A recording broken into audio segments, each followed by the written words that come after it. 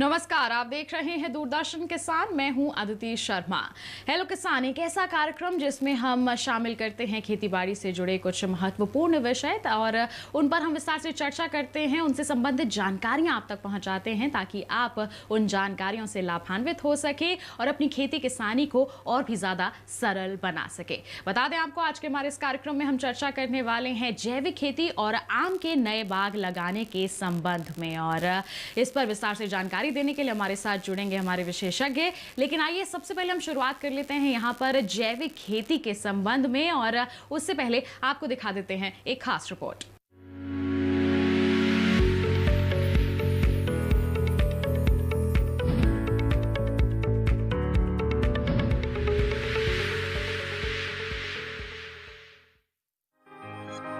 हरित क्रांति के समय ज्यादा उत्पादन की चाहत के चलते रासायनिक खाद ने किसानों को अपनी ओर आकर्षित किया। मुनाफे में इजाफा देख किसान रसायनों पर निर्भर रहने लगे, लेकिन जल्द ही रसायनों के बढ़ते प्रयोग ने जहां मिट्टी की उर्वरक क्षमता को कमजोर कर वातावरण को प्रदूषित किया, वहीं लोगों के स्वास्थ्य पर भी बुरा असर डालना शुरू कर दिया। यही कारण है कि किसान अब वापस जैविक खेती की तरफ रुख करने लगे हैं। जैविक खेती के द्वारा प्रकृति और पर्यावरण में संतुलित रखते हुए खेती की जाती है।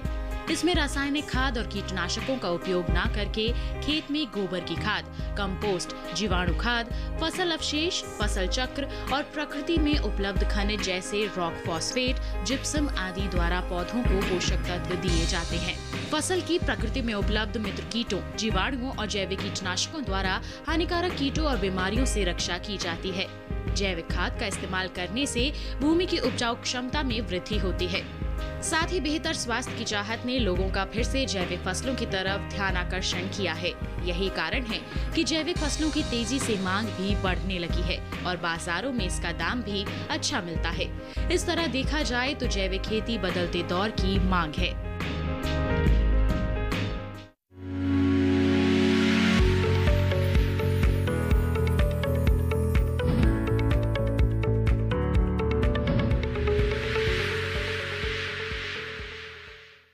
तो अभी आपने देखी एक खास रिपोर्ट जो कि आधारित थी जैविक खेती पर। आइए इसी के साथ हमारी चर्चा की शुरुआत करते हैं और आपको बता दें हमारे विशेषज्ञ डॉक्टर दिनेश कुमार जो कि प्रधान वैज्ञानिक हैं सस्य विज्ञान संभाग पूसा नई दिल्ली में, हमारे साथ जुड़ चुके हैं। और आइए इन्हीं के साथ हमारी चर्चा की शुरुआत कर लेते हैं। डॉक्टर दिनेश, सबसे पहले स्वागत है आपका कार्यक्रम हेलो किसान में। धन्यवाद जी डॉक्टर दिनेश, जानना चाहेंगे, जैविक खेती आज का हमारा विषय है और ये बहुत ही महत्वपूर्ण विषय है। हमारे जो किसान हैं इसे अपना भी रहे हैं, लेकिन अभी भी कुछ भ्रांतियां हमारे किसानों के समक्ष हैं इसको लेकर के। तो जैविक खेती के महत्व के बारे में सबसे पहले आप बता दें। देखिए, अगर हम देखें तो हमारी जो परंपरागत खेती है उसमें किसानों की आमदनी बढ़ाने की सख्त जरूरत है जी। और जैविक खेती अगर जो किसान भाई अपनाते हैं तो उससे उसकी आमदनी आसानी से बढ़ सकती है जी। दूसरी तरफ अगर हम देखें तो परंपरागत खेती से हमारी मिट्टी का प्रदूषण हुआ है, जल का प्रदूषण हुआ है, हवा का प्रदूषण हुआ है, क्योंकि कई बार ऐसा होता है कि किसान भाई जो रसायनों का प्रयोग है वो अंधाधुंध कर लेते हैं जी। जिससे मिट्टी खराब होती है, जल खराब होता है, हवा खराब होती है, साथ ही साथ लागत भी बढ़ जाती है इनकी। और दूसरी तरफ अगर हम उपभोक्ता के पक्ष से देखें तो कई बार जो हमारे पीड़कनाशी हैं, जो रसायन है, वो हमारे खाने पीने की चीजों में आ जाते हैं, यानी हमारा जो खाद्य पदार्थ है वो भी कई बार शुद्ध नहीं होता। तो इन सब बातों को ध्यान में रख के अगर हम जैविक खेती अपनाते हैं तो उससे किसान भाई आमदनी बढ़ा सकते हैं, साथ ही साथ हमारा जो पर्यावरण है, मिट्टी है, उसकी ताकत बनी रह सकती है। जी, तो हम कह सकते हैं कि हमारे जो खेतों की मिट्टी है वो काफ़ी बेहतर हो सकती है, उसकी उर्वरक शक्ति बेहतर हो सकती है, पर्यावरण को भी सुरक्षित रखा जा सकता है और जो अच्छी गुणवत्ता वाला उत्पादन है वो हासिल किया जा सकता है और आमदनी पर तो इसका अच्छा असर पड़ता ही है। ऐसे में कई भ्रांतियां भी होती हैं हमारे किसानों के समक्ष, जैसे मैंने शुरुआत में भी कहा था कि अगर हम जैविक खेती को अपनाते हैं तो उपज में कमी आ जाएगी। तो ऐसे में आप क्या कहेंगे, किस तरह से भ्रांतियों को दूर करेंगे हमारे किसानों की? जी बिल्कुल, जैसे कि जैविक खेती की हम चर्चा करते हैं तो किसान भाई अपनी समस्याएं लेके आते हैं जी। और इसमें देखा जाता है आमतौर पे कि ना अपनाने की या वजह एक ये भी है कि किसानों को लगता है कि पैदावार कम आती है जी। इसमें कोई शक नहीं कि जैविक खेती में पैदावार कम आती है, खास करके जो शुरू के 3-4 साल होते हैं इसमें पैदावार कम आती है, लेकिन ये पैदावार की कमी मिट्टी और जलवायु पर भी निर्भर करती है। अगर आप मध्य प्रदेश या राजस्थान के ऐसे इलाके में जैविक खेती करते हैं जहां पहले से ही उर्वरकों का और खादों का, रासायनिक कृत्रिम खादों का प्रयोग बहुत कम कर रहे हैं किसान भाई, जी तो ऐसी जगह पे अगर हम जैविक खेती करेंगे तो उत्पादन में बहुत मामूली कमी आएगी। जी हाँ, अगर पंजाब की मिट्टी है जहाँ पर धान गेहूं कर रहे हैं, जहाँ पे बहुत ही ज्यादा इंटेंसिव फार्मिंग कर रहे हैं, गहन खेती कर रहे हैं, वहां पे अगर अचानक हम जैविक खेती की ओर जाते हैं तो पैदावार में गिरावट ज्यादा आती है। एकदम से अगर इसमें बदलाव 3-4 होगा साल तो फर्क पड़ेगा ही पैदावार पर। जी बिल्कुल, जी एकदम से फर्क पड़ता है, क्योंकि इसमें अचानक मिट्टी का जो वातावरण है वो बदल जाता है और पहले से पौधे हमारे आदी हो जाते हैं रसायन खाने के, और उन्हें हम विदेशी खाद देते हैं तो उसमें थोड़ा टाइम लगता है। हाँ, हमारे अनुसंधान से, दूसरे आईसीआर के अनुसंधानों में ऐसा पाया गया है कि 7-8 साल बाद पैदावार जो है परंपरागत खेती के बराबर आ जाती है। हालांकि जी ये मौसम पे भी निर्भर करती है कि किस मौसम में हमने फसल लगाई है। जी ऐसा तो जैसे हर मान लो जी बताएं बताएं आप बताएं। जी जी बिल्कुल, इसमें जैसे खरीफ मौसम की फसल है, गर्मियों जी की फसल है, इनमें जो है वो पैदावार में कम कमी आती है। और जो हमारे जाड़ों की फसल है जैसे गेहूं है, सरसों है, इनमें पैदावार में कमी फिर भी आती है, यानी 8-10 साल बाद में भी इनमें थोड़ी कमी आती है। लेकिन जो गर्मियों की फसल है या जो बरसात की फसल है, उनमें आमतौर पर जो है वो 7-8 साल बाद आपको पैदावार बराबर मिलने लगती है। हालांकि हम कह सकते हैं कि पैदावार में जरूर कमी आती है, लेकिन इसका जो उत्पाद होता है उसकी कीमत काफी अच्छी मिल जाती है, तो हम कह सकते हैं कहीं ना कहीं अच्छे दामों के चलते उसकी भरपाई हो जाती है। जी बिल्कुल ठीक कहा आपने। जी इसमें जो है अगर आप किसी डिपार्टमेंटल स्टोर पे जाएं, कहीं भी आप जैविक उत्पाद को खरीदने जाएं तो आपको वो महंगे दामों पे मिलता है, और कुल मिला के ये जो महंगे दामों पे मिलता है उसका कुछ हिस्सा किसान भाइयों को भी मिलता है। तो निश्चित तौर पे जो आपके उत्पादन में कमी आती है उसकी भरपाई आपको, इसके जो प्रीमियम प्राइस मिलते हैं, अधिक दाम आपको मिलता है, उससे उसकी भरपाई हो जाती है। और सबसे बड़ी बात यह है इसमें, जिसको हम समझ नहीं पाते, कि जो हमारे मिट्टी है, मिट्टी की ताकत भी तो हमारी बढ़ती है जी इससे, ये भी देखना होता है। जी तो एक चीज से हमें बहुत सारे लाभ मिल जाते हैं, बस जरूरत है इसको समझने की और इसके प्रति जागरूक होने की। बिल्कुल, आपने बहुत अच्छे से जानकारी दे दी कि क्या लाभ मिल सकते हैं हमारे किसानों को इससे। अगर ये सब बातें सुनकर हमारे किसान जैविक खेती अपनाना चाहते हैं तो किस तरह से वो शुरुआत कर सकते हैं, इस पर क्या जानकारी देंगे आप? जी बिल्कुल, किसान भाइयों, जो भी किसान भाई नए हैं, शुरू कर रहे हैं या कर चुके हैं, 4 चीजें आपको समझनी पड़ती हैं जैविक खेती में। पहली चीज है, आपको जैविक मानक समझने होंगे, ऑर्गेनिक स्टैंडर्ड्स कहते हैं उनको, यानी इनमें लिखा होता है क्या जैविक खेती में आप कर सकते हैं, क्या आपको करना चाहिए, कैसे आपको करना चाहिए, सारी चीजें लिखी होती है। इनको आपको मानना पड़ता है, मानक एक तरह के। फिर आपको दूसरा कदम है जो प्रमाणीकरण होता है, अपने उत्पाद का प्रमाणीकरण कराना होता है, क्योंकि जो उपभोक्ता है वो कैसे मान ले कि आपका उत्पाद जो है वो जैविक है। जी इसके लिए आपको सबूत चाहिए। जी, इसके लिए आपको प्रमाण चाहिए, प्रमाणीकरण आपको कराना पड़ता है, जो 2 तरीके से होता है। एक तो थर्ड पार्टी सर्टिफिकेशन है जो एपीडा करवाता है, तृतीय पक्ष का प्रमाणीकरण, और दूसरा निःशुल्क होता है आपका, जो राष्ट्रीय जैविक खेती केंद्र जो है गाजियाबाद का कराता है, वो आपका पीजीएस होता है, पार्टिसिपेटरी गारंटी सिस्टम। तो जो दूसरी चीज है किसान भाइयों को समझनी पड़ेगी वो प्रमाणीकरण है। और तीसरी चीज है टेक्नोलॉजी पैकेज, जिसके लिए हम वैज्ञानिक लोग कोशिश करते रहते हैं कि आपको अच्छी से अच्छी तकनीकी बताएं जैविक खेती की, खास करके जैसे पोषक तत्व प्रबंधन है, कीड़े मकोड़ों का प्रबंधन है। तो इस तरह की तकनीकियों का विकास भी जरूरी है जैविक खेती में। और चौथा और अंतिम और सबसे महत्वपूर्ण जो पक्ष है वो है बाजार व्यवस्था, एक तरह से जो आपका मार्केटिंग नेटवर्क है, उसको भी किसान भाइयों को समझना पड़ेगा। मान लो जैविक खेती कर ली और मार्केटिंग अच्छे से नहीं कर पाए तो फिर आपकी मेहनत बेकार हो जाएगी। जी तो ये 4 बिंदु हैं जिनको ध्यान में रखकर अगर हमारे किसान जैविक खेती करते हैं तो निश्चित तौर पर अच्छे दाम वो अर्जित कर पाएंगे और एक स्वच्छ, सुरक्षित और अच्छी गुणवत्ता वाला उत्पाद जो है वो बाजार तक ले जा पाएंगे। बिल्कुल, आपने बता दिया किस तरीके से हमारे किसान कर सकते हैं। सरकार की तरफ से भी मदद की जा रही है, एक योजना भी शुरू की गई थी, परंपरागत कृषि विकास योजना। इससे किस तरह से हमारे किसानों को लाभ मिल सकता है जैविक खेती को अपनाने के लिए? जी बिल्कुल, एक तो परंपरागत कृषि विकास योजना है, इसके अलावा बहुत सारे अनेक कार्यक्रम भारत सरकार जैविक खेती के जो प्रमोशन है इसके लिए चला रही है। आप जानते हैं मोटे मोटे तौर पे, जैसे सिक्किम हमारा राज्य बन चुका है 2016 में, परंपरागत कृषि विकास योजना है। अभी हाल में जो पैकेज आया है उसमें भी 1000 करोड़ के आसपास जैविक खेती के प्रमोशन के लिए रखा गया है पैसा। जी। तो परंपरागत कृषि विकास योजना में मुख्य उद्देश्य यह है कि क्षेत्रफल को बढ़ाना है जैविक खेती के। क्षेत्रफल को क्लस्टर अप्रोच है इसमें, अलग अलग, और किसानों को इसमें सब्सिडी दी जा रही है, अनुदान दिया जा रहा है, और इसमें लगभग 20,000 रुपए प्रति एकड़ के हिसाब से अनुदान भी दिया जाता है प्रति वर्ष। तो इस तरह से भारत सरकार जो है, और इसके अलावा मिट्टी की जांच जैसे हम करें, सॉइल टेस्टिंग, ये भी सरकार करवा रही है।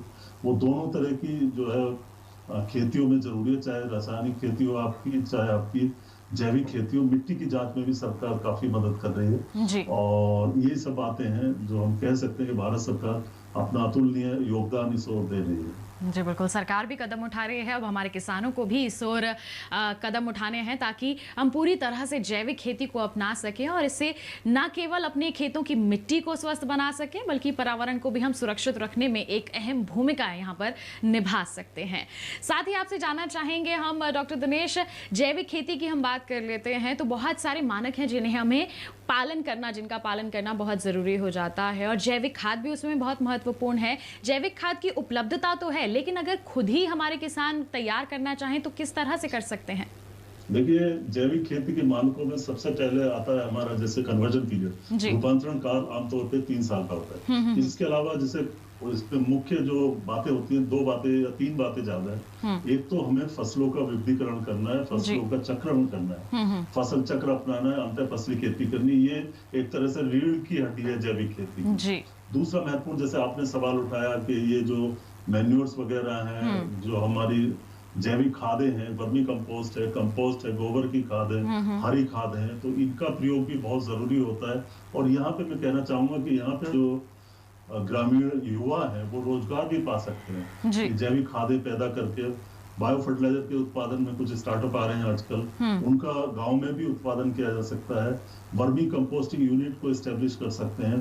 साथ ही साथ जो तीसरा इसमें बिंदु है, जैसे पहला फसल चक्र हुआ, दूसरा पोषक तत्वों का या खादों का हुआ, और तीसरा बिंदु है कीड़े मकोड़े बीमारी का नियंत्रण। तो इसमें देखो कई बार हमें जो है वो कुछ दवाइयाँ, प्राकृतिक दवाइयों का भी प्रयोग करना पड़ता है, जैसे नीम का तेल है या और बहुत सारे जैविक हमारे कीड़कनाशी है, पेस्टिसाइड है, जिनका उत्पादन ग्रामीण युवक भी कर सकते हैं, अपनी ब्रांडिंग कर सकते हैं और उसको बेच सकते हैं स्टार्टअप के रूप में। तो ऐसे करके रोजगार के अवसर भी हैं। जी, तो कई तरह के रोजगार के अवसर भी हैं अगर हमारे किसान जैविक खेती अपना सकते हैं तो ना केवल वो खुद को लाभान्वित कर सकते हैं बल्कि अन्य लोगों को भी इससे जोड़ करके उनको भी रोजगार के अवसर यहाँ पर प्रदान कर सकते हैं। अभी आपने जिक्र किया कि कीट मकोड़ों का या फिर कहें बीमारियों का भी नियंत्रण करना बहुत ज़रूरी है, प्राकृतिक दवाओं का इस्तेमाल किया जाता है। इसके साथ ही एक समस्या आती है खरपतवारों की, उसके लिए जैविक खेती में क्या हम उपाय कर सकते हैं? देखिए, खरपतवार निश्चित तौर पर जैविक खेती में भी आते हैं और यहाँ चूंकि हम हर्बिसाइड वगैरह का प्रयोग नहीं करते तो यहाँ पे नुकसान ज्यादा होने की संभावना होती है। लेकिन इसके अलावा, रसायनों के अलावा और बहुत सारी विधियां हैं जिसके माध्यम से हम अपने खरपतवारों का नियंत्रण कर सकते हैं। सबसे महत्वपूर्ण है इसमें फसल चक्र अपनाना। अगर हम लगातार फसल चक्र अपनाते रहेंगे, अलग अलग फसलों को बोते रहेंगे, जो कि पहले बताया रीढ़ की हड्डी है, तो आपके खेत में खरपतवार कम आएंगे, निश्चित तौर पे कम आएंगे। दूसरा, और बहुत सारी विधियां हैं रसायनों के अलावा, जैसे आपका सही समय पे सही हिसाब से आपको पानी लगाना, और जो खरपतवार आते भी हैं तो उनको आप हाथ से उखाड़ सकते हैं। उनका मैकेनिकल मशीनें आ गई हैं आजकल, वीडिंग मशीन आ गई हैं, उनका प्रयोग कर सकते हैं खरपतवार को नियंत्रण करने के लिए। साथ साथ इसमें कुछ जैविक शत्रु भी हैं आजकल, बायोजेंट्स वगैरह कुछ आ रहे हैं जिनका प्रयोग इसमें किया जा सकता है खरपतवारों के नियंत्रण के लिए। जी, तो इस तरह से जैविक तरीके से खरपतवार नियंत्रण भी किया जा सकता है और दवाओं की इसमें ज़रूरत नहीं है। ऐसे में आपसे जानना चाहेंगे, बहुत सारी तमाम जानकारियां हैं जो हमारे किसानों को होनी चाहिए जब जैविक खेती की वो शुरुआत कर रहे हों, और इन सब पहलुओं को ध्यान में रखते हुए ही वो खेती करेंगे, तभी आगे चलकर उनके लिए ये फ़ायदेमंद साबित हो पाएगी। तो इसके लिए किसी तरह की ट्रेनिंग या प्रशिक्षण की ज़रूरत भी होती है, और अगर होती है तो कहाँ से ले सकते हैं? देखिए, इसमें मैं किसान भाइयों को सबसे पहले यही सलाह दूंगा कि वो ट्रेनिंग जरूर लें। ट्रेनिंग लेने के लिए राष्ट्रीय जैविक खेती केंद्र है, यहाँ पर ट्रेनिंग होती रहती है। जो हमारे युवा हैं, खास करके जिन्होंने 10वां 12वां पढ़ रखा है या ग्रेजुएट है, पोस्ट ग्रेजुएट तक इसमें 1 महीने का डिप्लोमा होता है और साल में कई बार वो कराते रहते हैं। और नीड बेस्ड भी वो प्रोग्राम ऑर्गेनाइज कराते हैं। और राष्ट्रीय जैविक खेती केंद्र के अलग अलग रीजनल स्टेशन भी हैं जहाँ पे ये कार्यक्रम होते रहते हैं। साथ ही साथ समय समय पर हमारा संस्थान भी जो है किसान भाइयों को इस फील्ड में जो है ट्रेनिंग देता रहता है। इसके अलावा एक ICR का इंस्टीट्यूट है, नेशनल इंस्टीट्यूट ऑर्गेनिक फार्मिंग, जो सिक्किम में है। वहाँ के किसान वहाँ जाके ट्रेनिंग ले सकते हैं। और सबसे महत्वपूर्ण है कि किसान भाई दूसरे किसान से जरूर मिले जो जैविक खेती कर रहे हैं, जो कामयाब हो चुके हैं, उनके नामों को वो जानते हैं। बहुत सारे किसान ऐसे, सबसे पहले उनसे भी बात करें, उनको देखें वो किस तरह से उत्पादन कर रहे हैं और किस तरह से अपने माल को वो बेच रहे हैं बाजार में। तो फर्स्ट हैंड ट्रेनिंग तो आपकी किसान से ही होती है। जी, तो ट्रेनिंग लेना यहाँ पर बहुत ज़रूरी हो जाता है। और कहाँ से ट्रेनिंग ली जा सकती है इसके बारे में हमारे विशेषज्ञ ने बता दिया। और साथ ही जो अन्य साथी किसान आपके जैविक खेती कर रहे हैं उनके संपर्क में रहकर अगर आप करेंगे तो आप खेत में जो कार्य आसानी से किए जा सकते हैं उनकी जानकारी भी आप हासिल कर पाएंगे और साथ ही साथ आप भी इस ओर अपने कदम सफलतापूर्वक बढ़ा पाएंगे। बिल्कुल डॉक्टर दिनेश, आखिरी सवाल आपसे मैं एक और पूछना चाहूँगी। जैसे अभी चल रहा है कोरोना वायरस का संक्रमण हो रहा है, ऐसे में हमारे किसान नहीं है जो दिन रात खेतों में मेहनत कर रहे हैं ताकि खाद्य उत्पाद कम ना हो, लोगों को बिल्कुल सही मात्रा में सभी चीजें उपलब्ध हो सके। तो ऐसे में आप हमारे किसानों को क्या सलाह देंगे, किस तरीके से वो सावधानी पूर्वक कार्य कर सकते हैं और क्या जैविक खेती भी इन तमाम बीमारियों से लड़ने में कुछ मदद कर सकती है? बिल्कुल, सबसे पहले मैं DD किसान के माध्यम से किसान भाइयों को धन्यवाद देना चाहता हूँ। देश आपका आभारी है और आप बधाई के पात्र हैं। और ऐसी स्थिति में सरकार ने भी आपको लगभग पूरी तरह से छूट दे रखी है। आप अपने खेती बाड़ी का काम भली भांति कर सकें, कहीं कोई रुकावट नहीं है, आप लगे रहें। और साथ ही साथ जैसे कोरोना बीमारी चल रही है, इसको भी आपको ध्यान में रखना है। हमेशा आप मास्क लगा के जो है घर से बाहर निकलें। खेती बाड़ी का जो भी काम करते हैं मास्क को कभी ना हटाएं। साथ ही साथ जो सोशल डिस्टेंसिंग है, एक दूसरे से दूरी है, 2 मीटर से ज्यादा की दूरी रखें तो अच्छा रहेगा। मास्क के लिए जैसे बताया था मैंने, अगर कुछ नहीं तो आप अपना गमछा या तौलिया अपने मुंह से, नाक से अच्छी तरह लपेट के रख सकते हैं। साथ ही साथ समय समय पर आप साबुन से हाथ धोते रहें और या सैनिटाइजर उससे हाथ धोते रहें। और अगर खेती बाड़ी का कोई इक्विपमेंट है, कोई आपका खुरपा, फावड़ी, कस्सी, ये सब चीजें हैं, तो इनको भी साबुन के पानी में जो है धो के साफ करते रहे, एक दूसरे को शेयर कम से कम करें। साथ ही साथ जहाँ तक जैविक खेती की और कोरोना की बात है, ऐसा पाया गया है कि जो जैविक उत्पाद होते हैं उनमें जो एंटीऑक्सीडेंट्स वगैरह होते हैं वो ज्यादा होते हैं, यानी स्वास्थ्यकारक चीजें ज्यादा होती हैं। परंपरागत उत्पाद में संभावना है कि किसी में आपको पेस्टिसाइड के अवशेष भी मिल सकते हैं, लेकिन यहाँ पेस्टिसाइड के अवशेष जो है जैविक उत्पाद में नहीं होते।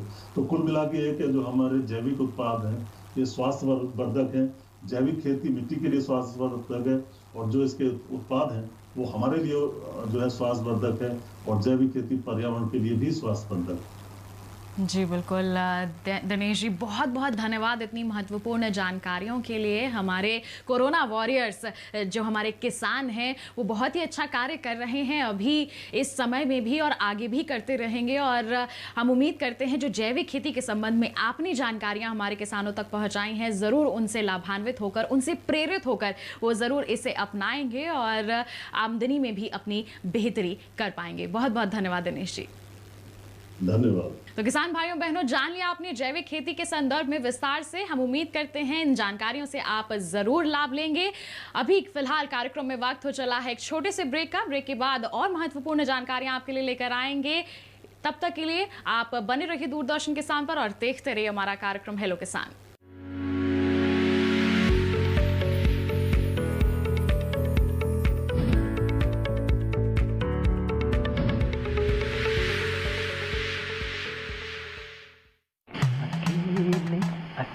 अरे वाह भैया, अकेले अकेले। अरे तू भी ले, पर खाएगा कैसे? मैं ऑर्गेनिक खेती की बात कर रहा रे बेटे। अकेले अकेले खेती कब तक करेगा? मतलब?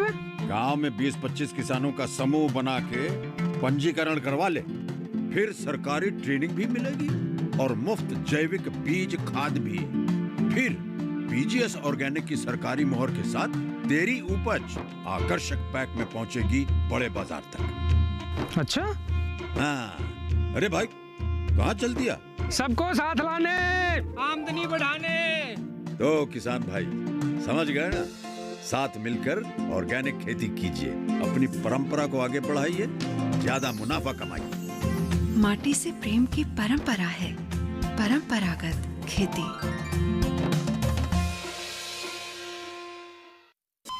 अरे सुन तो। मुझे क्या सुनाना चाहते हो? जो सुनाओ मेरी सौतन को। किसको? अरे वही तुम्हारा मोबाइल फोन जिससे सुबह शाम दिन रात चिपके रहते थे और कहते थे किसान कॉल सेंटर से बातें हो रही हैं। अच्छा ये बात है। हाँ क्यों, क्या हुआ? अब बात नहीं होती क्या? अब तो झट से बात हो जाती है। ऐसा क्या? हाँ, अब तो ज्यादा लाइनें और खास तकनीक के कारण खेती के माहिरों से तुरंत बात हो जाती है। और अगर कभी लाइन व्यस्त हो तो अपनी समस्या फोन पर रिकॉर्ड करा दो, वहाँ से फोन आ जाता है और समस्या की हल का मैसेज भी आ जाता है। ये देखो आ गया। अरे वाह, इसका मतलब इंतजार की घड़ी अब खत्म। हाँ। तभी मैं सोचूं कि आजकल मुझ पर इतना प्यार क्यों आ रहा है। कृषि संबंधी समस्याओं का अपनी भाषा में तुरंत हल पाने के लिए पूरे भारत में किसी भी फोन से हेल्पलाइन नंबर पर संपर्क करें। किसानों का दोस्त किसान कॉल सेंटर।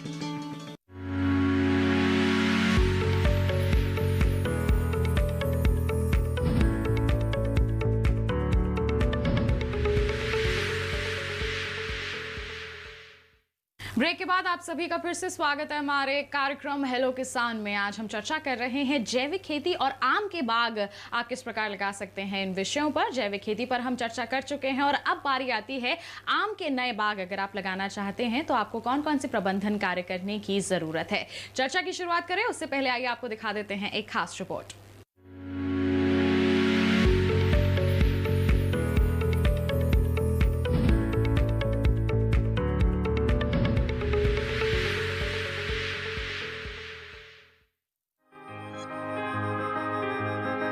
जो भी किसान आम के नए बाग लगाना चाहते हैं उन्हें पहली बारिश से ही तैयारी शुरू कर देनी चाहिए। आम की बागवानी हर तरह की मिट्टी में की जा सकती है, लेकिन बलुई, पथरीली और क्षारीय मिट्टी अच्छी नहीं मानी जाती। नए बाग तैयार करने के लिए आम की गुठलियों को जून जुलाई में बो दिया जाता है। इसके अलावा प्रवर्धन विधियों से भी पौधे तैयार किए जा सकते हैं। पौधे लगाने के लिए 50 सेंटीमीटर व्यास के 1 मीटर गहरे गड्ढे मई माह में खोदकर इनमें 30 से 40 किलो प्रति गड्ढा सड़ी हुई गोबर की खाद और 100 ग्राम क्लोरोपाइरीफॉस पाउडर भर देना चाहिए। पौधों की रोपाई बारिश में जुलाई अगस्त के समय सही मानी जाती है। रोपाई करते समय क्षेत्र विशेष की जलवायु के हिसाब से पौध से पौध की दूरी रखें। साथ ही जुलाई अगस्त में 250 ग्राम एजोस्पाइरलम को 40 किलो गोबर की खाद के साथ मिलाकर देने से पौधे की वृद्धि अच्छी होती है। सिंचाई की बात करें तो बाग लगाने के पहले साल में सिंचाई 2 से 3 दिन के अंतराल पर और जब पेड़ों में फल लगने लगे तो 2 से 3 सिंचाई उचित रहती है। आम को रोगों और कीटों से बचाने के लिए उचित दवाओं का छिड़काव करना चाहिए। इसके साथ ही आम के बागों में साफ सफाई करें और पेड़ों के पास गुड़ाई करके खाद डालें। दवाओं का इस्तेमाल हमेशा कृषि विशेषज्ञों की सलाह के अनुसार ही करें।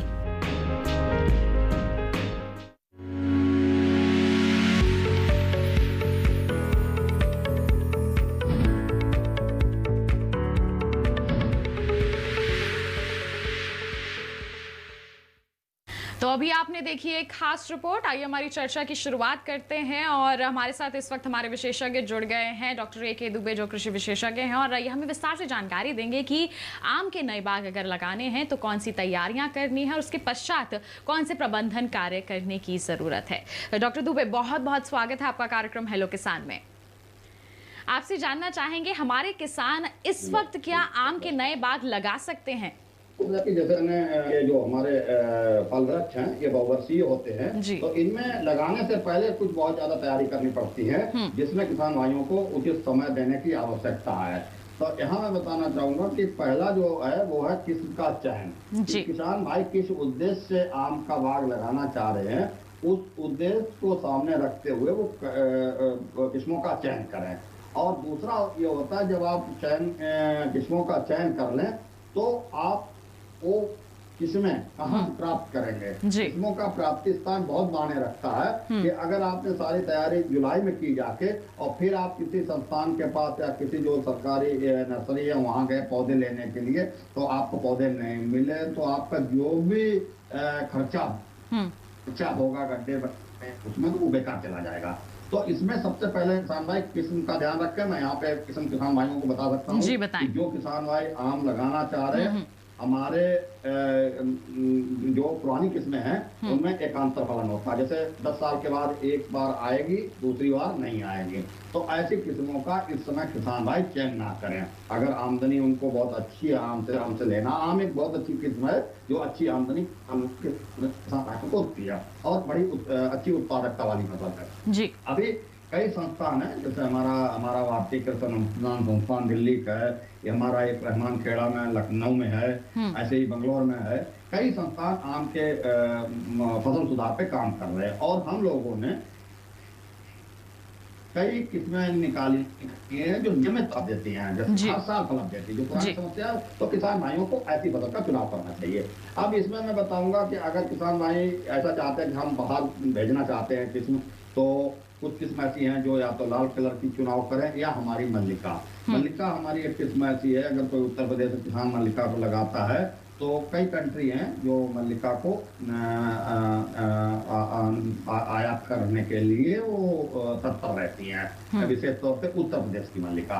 ऐसे हरियाणा भी लगा सकता, पंजाब या शेष भारत के भी लोग मल्लिका को लगा सकते हैं। इसी तरीके से हमारी अगर कोई किसान भाई हैं जो छोटे काश्तकार हैं, छोटे काश्तकार है तो उनको सघन बागवानी में जाना पड़ेगा। तो हमारी एक किस्म है आम्रपाली, बहुत अच्छी किस्म है, लेट पकती है, वो आम्रपाली का चयन कर सकते हैं। और मल्लिका को वो 10 गुना 10 मीटर पर अगर लगाएंगे तो आम्रपाली को 4 गुना 4 मीटर पर लगा सकते हैं। यानी कि छोटी एरिया को भी आप बाग बोल सकते हैं कि हाँ हमने एक बाग लगाया है। ठीक है। इसके अलावा हमारे संस्थान ने कुछ और किस्में विकसित की है, जैसे पूसा अरुणिमा है, बहुत अच्छी किस्म है। इसका जो सेल्फ लाइफ है, जिसको हम भंडारण क्षमता कहते हैं, अगर ये पकने के समय तोड़ी जाए तो 10 से 15 दिन तक ये रूम जो कमरे का तापमान होता है उस पर इसके फल बने रहते हैं। यानी कि अगर किसान भाई इसको लगाएंगे और लोकल मंडी में उनको अच्छा दाम नहीं मिल रहा है तो वो इसको दूर की मंडी में भेज सकते हैं बगैर किसी नुकसान के। जी।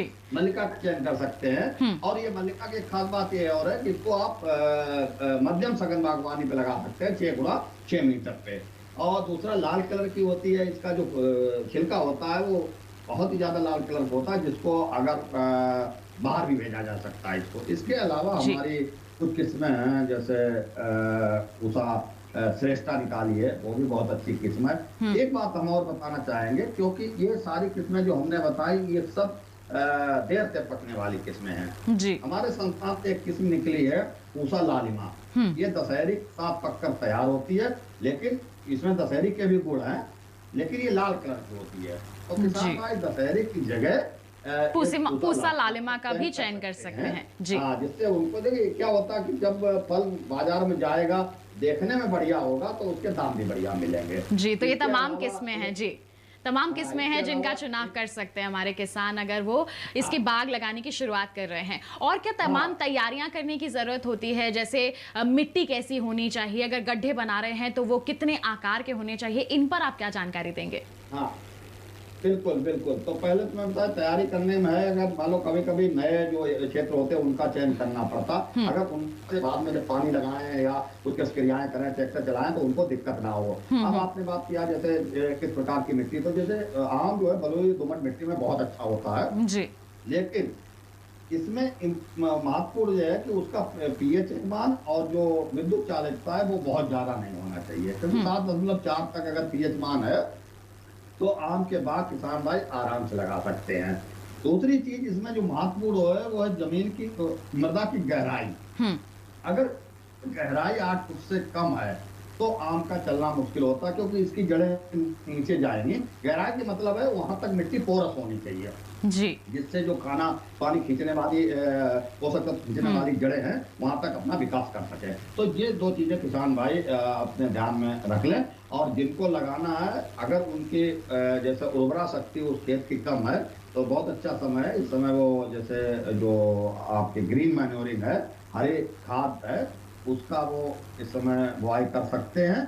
और जैसे ही बारिश आए तो उसको इस खेत में जोत भी सकते हैं, अगर उर्वरा शक्ति उनके जमीनों की कम है। अब आपने पूछा था गड्ढे का, तो जैसे कि मैंने बताया है कि किस्म के अनुसार किसान भाइयों को दूरी निश्चित करनी है। जैसे जो हमारी ओजस्वी किस्में हैं उसमें दशहरी है, लंगड़ा है, चौसा है और हमारा ये मल्लिका है, तो इनके लिए कम से कम 10 से 10 गुना 10 मीटर की दूरी किसान भाइयों को रखनी पड़ेगी।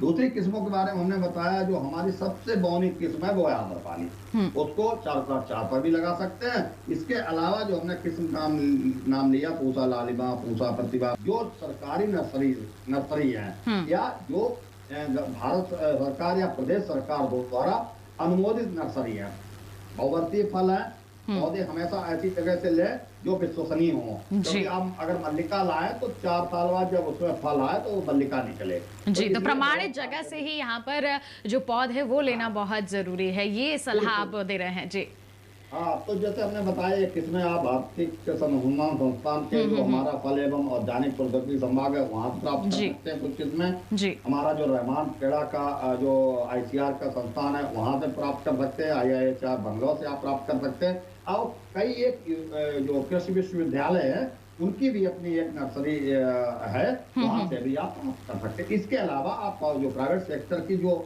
एक्रीडेटेड नर्सरी है, जो सरकार ने बोल रखा है कि नहीं भाई हाँ इनसे आप पौधे खरीद सकते हैं, उनसे खरीद सकते हैं। तो ऐसे में जरूरी है कि हमारे किसान प्रमाणित जगह से ही इसकी पौध की खरीदारी करें और साथ ही आप मिट्टी का चयन करें और साथ ही गड्ढों की जो तैयारी है वो करना भी बेहद जरूरी हो जाता है। बिल्कुल, अभी हमने जान लिया कि हमारे जो किसान हैं वो किस तरह से तैयारियां कर सकते हैं।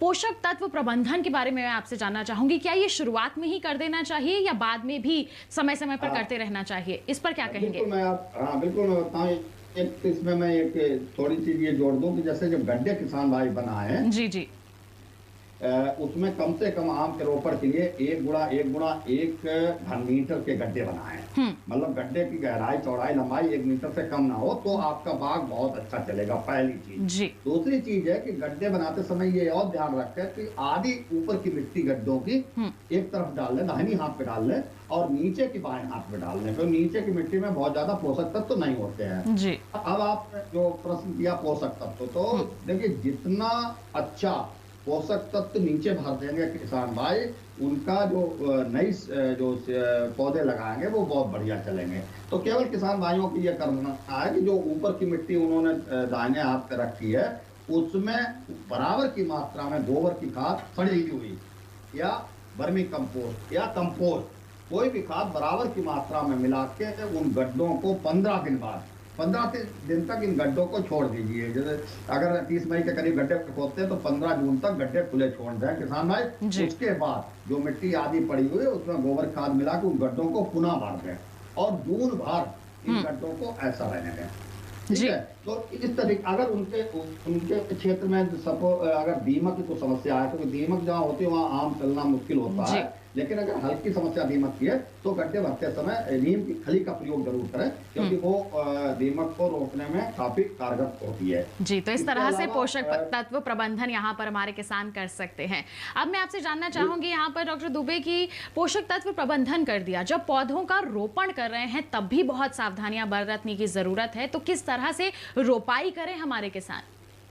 बिल्कुल, ये बहुत अच्छा प्रश्न है, इसलिए क्योंकि हम जो भी आम लगाते हैं वो ग्रफ्टेड होता है, यानी कि जो नीचे वाला पोर्शन होता है वो खाने वाला नहीं होता है, उसके ऊपर जो लगाते हैं वो किस्में होती है जो हमने अभी आपको बताई हैं। अब गलती से होता क्या है कि जो खाने वाली किस्म ऊपर लगी हुई है वो मर जाती है, लेकिन वो नीचे से कल्ला निकल आता है।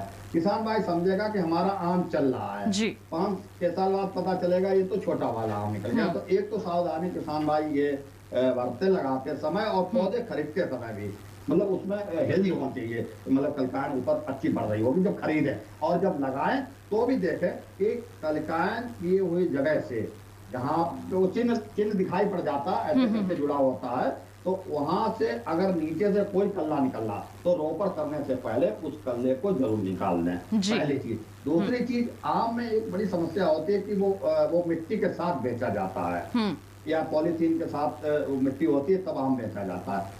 किसान भाइयों के बहुत ध्यान देना है कि लगाते समय या पौधा एक जगह से दूसरी जगह लाने, खेतों तक लाने तक वो मिट्टी टूटनी नहीं चाहिए। अगर मिट्टी टूट गई तो आपका वो पौधा मर सकता है, तो आपका उसका नुकसान है और उसमें किसान भाई को जरूरत पड़ती है तो उसमें सहारा भी दे सकते हैं, जिससे कि पानी लगाते हुए या क्रियाएं करते हुए वो कलिकाएं का जो साख है वो टूटे ना। तो इस तरीके से एक चीज और बहुत महत्वपूर्ण है, वो ये है कि पानी लगाना। अगर बारिश, वैसे तो जैसे हमने कहा गड्ढे भर दें, तो जब तक पौधों का रोपण ना करें, जब तक एक बार अच्छी बारिश ना हो जाए तो गड्ढों में मिट्टी बैठ जाएगी जी। लेकिन पौधे लगाने के बाद सिंचाई करना बहुत आवश्यक है। अगर बारिश नहीं हो रही, वैसे तो कोशिश करें ऐसे मौसम में करें जब हल्की से हल्की बारिश हो रही हो, अगर नहीं हो रही तो पानी अवश्य लगाएं जी। तो इससे क्या होगा कि जितना पौधे लगाएंगे बढ़िया ढंग से वो पौधे स्थापित हो जाएंगे और किसान भाइयों को अधिक पैसा नहीं लगाना पड़ेगा दोबारा पौधे खरीदने के लिए जी। तो यहाँ पर पानी लगाना भी बेहद ज़रूरी हो जाता है। तो बिल्कुल हमने जान लिया कि यहाँ पर जब भी हम आम के बाग लगा रहे हैं तो हमें दूरी कितनी रखनी है, पानी का प्रबंधन यहाँ पर बहुत ज़रूरी हो जाता है, पोषक तत्व प्रबंधन बहुत ज़रूरी हो जाता है और रोपाई करते समय भी कुछ मुख्य सावधानियाँ हैं जो बरतने की ज़रूरत है, अन्यथा आगे चलकर बढ़वार में कुछ समस्याएं ज़रूर आ सकती हैं। डॉक्टर दुबे, जानना चाहेंगे खरपतवार भी बहुत ज्यादा परेशान करती है हमारे आम की बढ़वार को, तो ऐसे में किस तरह से नियंत्रण करें हमारे किसान? बिल्कुल ये जो इसमें दोनों में दिक्कत आती है। जो नए पौधे लगाएंगे जुलाई अगस्त में, उस समय बारिश होगी, अभी खरपतवार बहुत ज्यादा आएंगे। और दूसरा, अभी जो जिन किसान भाइयों के बाग लगे हुए हैं तो पानी लग रहा, उसमें भी जो ये हमारे खरपतवार हैं वो परेशानी का सबब बनेंगे। तो उसमें ये है कि जो पौधों के चारों तरफ खरपतवार है, अगर छोटा आर्चर्ड है तो किसान भाई उसको कोशिश करे, उसको जो हमारी हाथ द्वारा खुरपी से जो खरपतवार निकाले जाते हैं तो हल्की खुदाई से वो खरपतवार फावड़े से या खुरपी से निकलवा दें। लेकिन अगर बड़ा बाग है और काफी एरिया में लगा रहे हैं किसान भाई, छोटे पौधे में ये दिक्कत आएगी अगर आप स्प्रे करेंगे, क्योंकि उसकी जो शाखा है वो बहुत नीचे होगी। तो छोटे पौधों में कम से कम 2 साल तक किसान भाई हाथ खुरपी से ही उसके चारों निराई गुड़ाई करते रहे जी। हाँ, लेकिन अगर बड़े बाग हैं जैसे इस समय जिनमें फल आया हुआ है, उनमें किसान भाई अभी तुलाई में बहुत समय है, तो उसमें किसान भाई जो बीड जो खरपतवार नाशी है उनका प्रयोग किसान भाई कर सकते हैं खरपतवार मारने के लिए। और बीच में जो जगह बचती है पंख से पंख के बीच में, उसमें किसान भाई हल्का ट्रैक्टर चलवा सकते हैं, जिससे खरपतवार बागों में नहीं दिखाई देंगे। ध्यान रखना है केवल पौधों के पास अच्छे ढंग से खरपतवार का क्या नाम मैनेजमेंट करें, प्रबंधन करें जी। तो इस तरीके से हमारे जो किसान हैं खरपतवार नियंत्रण कर सकते हैं। जिन किसानों को लगाने हैं बाग और जिनके पहले से ही लगे हुए हैं, उनको भी जानकारी होनी चाहिए कि कौन से कीट और बीमारियां उनकी फसल को प्रभावित कर सकते हैं, तो किस तरह से वो पहले से ही तैयार रहें इसके लिए। ये जो इस समय अब जैसे लगाने का जिन किसान भाइयों को करना, वो प्लानिंग अपना योजना बना लें, उस हिसाब से लगा सकते हैं। जुलाई में लगाएंगे, जुलाई में। अभी आपने जो प्रश्न किया है कि जो किसान भाइयों के बाग लगे हुए हैं, तो इस समय क्या है, इसमें 2-3 चीजों का बहुत ध्यान देना है। एक तो जैसे तापमान बहुत ज्यादा है, गर्मी बहुत ज्यादा है, वाष्पन बहुत ज्यादा हो रहा है, तो सिंचाई का विशेष ध्यान रखें। अगर इस समय अपने बागों में सिंचाई नहीं करेंगे तो ये इसका प्रतिकूल प्रभाव फलों के गुणवत्ता पर और तथा उत्पादन पर भी पड़ेगा, क्योंकि जब पानी कम लगाएंगे तो फल गिरने की भी समस्या बहुत ज्यादा आएगी। तो एक तो इसका ध्यान रखें।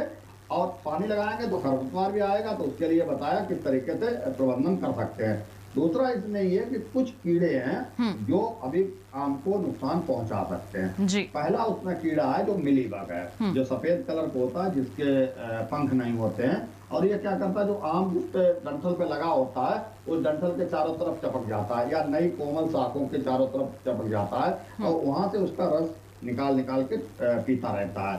तो क्या होता है कि फल गिरना शुरू हो जाएंगे या फल पकने से पहले पीले पड़ जाएंगे, तो इससे किसान भाइयों का नुकसान होगा। तो इसमें क्या होता है, एक दवा आती है कार्बोसल्फान। कार्बोसल्फान का 5 मिलीलीटर 10 लीटर का घोल बना के एक छिड़काव अगर किसान भाई कर दें तो ये जो मिलीबग की समस्या है, इससे किसान भाइयों को निजात मिल सकता है जी। एक समस्या और इस समय देखने को मिल सकती है, वो होता है भुनगा कीट। जैसे अगर बाग में जाएंगे तो एकदम बहुत ढेर सारे कीड़े तना से छूट पड़ते हैं, तो वो भुनगा कीट होता है, तो उसको भी नियंत्रित करना बहुत जरूरी होता है। तो उसके लिए इमिडाक्लोप्रिड एक रसायन है, कीटनाशी है, उसका 3 मिलीलीटर प्रति 10 लीटर पानी का घोल बना के अगर छिड़काव कर देंगे तो वो जो भुनगा की समस्या है, मैंगो हापर की समस्या है, उससे किसान भाइयों को निजात मिल सकती है। जी, इस तरह से अपनी फसल को बचा पाएंगे। जी बिल्कुल बिल्कुल। हाँ जी, बीमारियों के बारे में अगर हम बीमारियों के बारे में यहाँ पर डॉक्टर दुबे जानकारी लें तो इस समय क्या है, इस समय चूंकि मौसम बहुत गर्म है जी, तो बहुत ज्यादा रोग लगने की संभावना नहीं है। केवल उसी दशा में रोग लग सकते हैं जब किसान भाई पानी ज्यादा लगाएंगे। हाँ, एक रोग है जो आ सकता है पत्ती पे और फल जब बड़े हो जाएंगे, पकने की समय से उस पे पहुंचेंगे, एंथ्रेक्नोज होता है, जिसको किसान भाई पहचान सकते हैं कि उसमें पत्तियों में काले काले छोटे छोटे धब्बे पड़ जाते हैं। यही धब्बे फलों पर भी पड़ जाते हैं। तो जब ऐसे फलों को पकने के लिए रखा जाएगा या मंडियों में भेजा जाएगा तो वो उस दौरान सड़ना शुरू कर देते हैं। तो इस रोग को हम एंथ्रेक्नोज के नाम से जानते हैं। तो ये रोग एक किसान भाइयों को नुकसान पहुंचा सकता है उनकी फसल को, तो इसलिए इसका नियंत्रण करना बहुत जरूरी है। और इसके लिए कॉपर ऑक्सी क्लोराइड जो एक फफूंद नाशी है, उसका प्रयोग किसान भाई कर सकते हैं। 3 ग्राम प्रति लीटर का दवा का घोल बना के, और इसको अगर 2 छिड़काव मार देंगे तो ये जो समस्या है, इससे किसान भाई निजात पा सकते हैं। जी, तो इस तरीके से कीटों और बीमारियों का जो नियंत्रण है हमारे किसान कर सकते हैं, और पहले से ही अगर जागरूकता होगी तो सही समय पर वो इसके प्रति कार्य कर पाएंगे। आखिरी सवाल आपसे मैं जानना चाहूंगी, जो हमारे किसान नए बाग लगाने के लिए तैयारियां कर रहे हैं, आपने तमाम जानकारियां दे दी हैं, सावधानियां कौन सी बरतें, उस पर आप क्या कहेंगे? क्योंकि हम सभी जानते हैं कि इस वक्त संक्रमण का समय चल रहा है, महामारी है, ऐसे में कौन सी सावधानियां हमारे किसान बरत सकते हैं? बिल्कुल इस समय जो ये समस्या वायरस की चल रही है, इससे किसान भाइयों को बहुत सावधानी बरतनी पड़ेगी। और उसमें सावधानी के नाम पे यही है, क्योंकि जब कृषि कार्य होते हैं तो इसमें आप दूरी बरकरार रख सकते हैं। जरूरी नहीं है कि सारे जो मजदूर हैं एक ही लाइन में लगा के पौधे लगाएं। आप अगर गड्ढे बनवाएं तो अलग अलग लाइन में अलग अलग मजदूरों को लगवाएं, या अगर आपके जो घर के सदस्य ही गड्ढे बना रहे हैं तो वो भी कोशिश करें कि एक दूसरे के संपर्क में ना आए। एक की तो ये ध्यान रखें, और दूसरे जब जैसे कभी ये जरूरत होती है कि जब गड्ढे बन जाते हैं या पौधरोपण हो रहा होता है तो बीच में अगर बैठते हैं तो उस समय किसान भाइयों को ये जरूर ध्यान रखना पड़ेगा कि थोड़ा, जैसा कि सरकार ने निर्देश भी है कि आप एक दूरी पे बैठे, और दूसरा अगर आपको बातचीत एक दूसरे से करनी है तो अपने मुंह में मास्क जरूर लगा रखें, या गमछा हो तो गमछा ही बांध लें, जिससे कम से कम कोई भी अगर रोगी बाई चांस, देखिए इसमें क्या है कि बहुत कई लोगों में इसके सिम्टम नहीं आते हैं, तो आपको पता भी नहीं चलेगा कि ये बीमार है कि नहीं। इसलिए ये सावधानी रखें और आप अपना भी सुरक्षित रहें और दूसरे लोगों को सुरक्षित रहें, लेकिन कृषि कार्य निरंतर करते रहें, जिससे कम से कम आपकी जो आमदनी है वो निरंतर बनी रहे और आपके जो आपको मुनाफा होता है फल की बागवानी से। एक सवाल डॉक्टर दुबे आपसे और जानना चाहूंगी, जिन हमारे किसानों के पुराने बाग हैं जो अभी जहां पर फल लगा हुआ है, उन्हें भी कुछ महत्वपूर्ण सावधानियां बरतने की जरूरत है, वो कौन से प्रबंधन कार्य करें, इसके बारे में आप क्या जानकारी देंगे? अभी मैंने बताया पुराने बागों में वही है ना, सिंचाई, जैसे जिनमें आपका प्रश्न वही है कि जिसमें फल लगे हुए हैं, जो फल लगे होता है ना कि उसमें सिंचाई और जो 2-3 कीड़े और एक दो रोग लगने की संभावना है, उनका ध्यान रखें। एक नुकसान किसान भाइयों को इस समय ये हो सकता है, जो बहुत ज्यादा तेज हवाएं चल रही हैं तो उससे आम की फसल बहुत ज्यादा फल गिर जाते हैं जी, ये नुकसान उठाना पड़ सकता है। तो इसके लिए देखिए, नए बाग जो लगा रहे हैं उन किसान भाइयों को मैं सलाह दूंगा कि अगर आपके क्षेत्र में आंधी गर्मी के मौसम में ज्यादा आती है तो जिधर से आंधी आती है उधर आप एक रोपण पट्टी ऐसे पौधों के लगा दें जो फल वाले ना हो और आपके आम के पौधों से उनकी ऊंचाई ज्यादा हो। तो जब तेज हवाएं आएंगी तो वो आपके फलों को बचा देंगी, क्योंकि वो हवा ऊपर ऊपर से निकल जाएगी। तो इस तरीके से नए बागों के लिए अब इसमें अगर किसान भाइयों के 5-10 साल पुराने बाग हैं और अगर किनारे पर जगह है तो अभी भी किसान भाई ये रोपड़ पट्टी जो वायुरोधक पट्टी है लगा सकते हैं, जिससे जो आंधी से नुकसान हो रहा है, आंधी से बहुत ज्यादा किसान भाइयों को नुकसान हो रहा, उस नुकसान से किसान भाई बच सकते हैं। तो इस तरीके से आम का प्रबंधन अगर किसान भाई करेंगे तो निश्चित तौर से एक अच्छी गुणवत्ता वाले फल मिलेंगे, अधिक मात्रा में फल मिलेंगे, जिसका बाजार में मूल्य भी अधिक मिलेगा और अधिक आमदनी किसान भाई कमा सकते हैं। जी बिल्कुल डॉक्टर दुबे, इतनी महत्वपूर्ण जानकारियां आपने हमारे कार्यक्रम के माध्यम से हमारे किसानों तक पहुंचाई हैं, उसके लिए आपका बहुत बहुत धन्यवाद करना चाहेंगे। बहुत बहुत धन्यवाद आपका। तो किसान भाइयों बहनों, जान लिया आपने कि आम के नए बाग अगर आप लगाना चाहते हैं तो कौन सी सावधानियां हैं, कौन से प्रबंधन कार्य हैं जो आपको करने की ज़रूरत है, और पहले से ही अगर आपने बाग लगा रखे हैं तो भी आपको सतर्क रहने की ज़रूरत है और कुछ प्रबंधन कार्य करने की बेहद ज़रूरत है। हम उम्मीद करते हैं आज के कार्यक्रम में हमने जो तमाम जानकारियाँ आपको जैविक खेती और आम के बागों के संदर्भ में दी हैं उनसे आप ज़रूर लाभान्वित होंगे और साथ ही साथ सावधानीपूर्वक अपने खेतों में कार्य करेंगे। और साथ ही आप हमारा जो ये कार्यक्रम है ये हमारे YouTube चैनल पर भी देख सकते हैं। किसी कारणवश अगर आप अभी नहीं देख पा रहे हैं तो आप YouTube चैनल पर भी बाद में इसे देख सकते हैं, जानकारियां बाद में हासिल करने के लिए। हमें दीजिए इजाजत, फिर हाजिर होंगे नई जानकारियों के साथ। तब तक के लिए आप बने रहिए दूरदर्शन किसान पर। नमस्कार।